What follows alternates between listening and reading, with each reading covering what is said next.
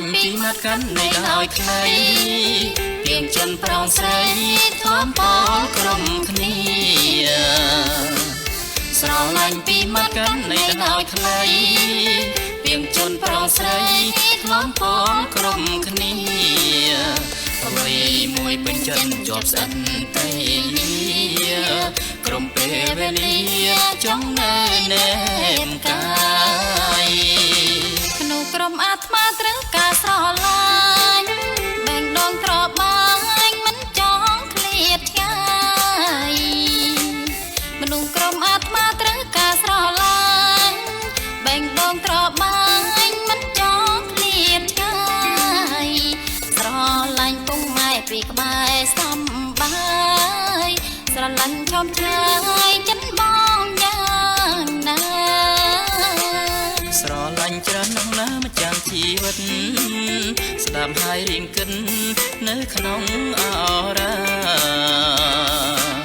ស្រឡាញ់ច្រើនណាស់ណាម្ចាំងជីវិតស្ដាប់ហើយរៀងគិននៅក្នុងអរ៉ា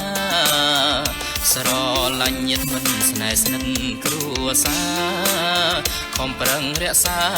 ចិន្តាស្មងស្មងសិល្បៈវប្បធម៌ខ្មែរល្អប្រពៃស្រឡាញ់ភែងក្តីកុំបីបងបងសិល្បៈវប្បធម៌ខ្មែរល្អប្រពៃស្រឡាញ់ភែងក្តីកុំបីបងបងអនតាំងសញ្ញាណចំណានអិនខ្ចងទុំជាសម្រងខេមរាក្រុមប្រាអង្គសរលន់ជាងក៏រលីអង្គសពនរីជានឹងកើតកានអង្គសរលន់ជាងក៏រលីអង្គសពនរីជានឹងកើតកានបុណ្យដាំដូនតាចាពីបុរាណស្រឡាញ់ខំខានខំរៀនទៅ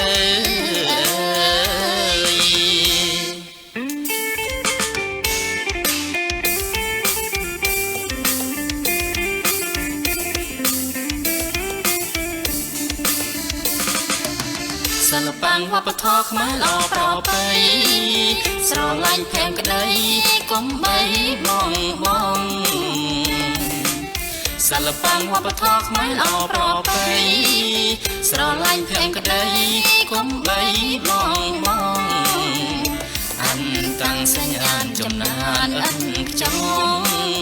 ទុំជាសម្រងខេមរាក្រុមប្រាអង្គសរលន់ជាងក៏រលីអង្គសពនរីជានឹងកើតកានអង្គសរលន់ជាងក៏រលីអង្គសពនរី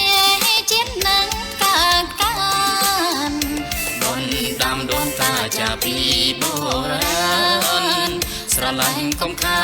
នខំរៀនទៅ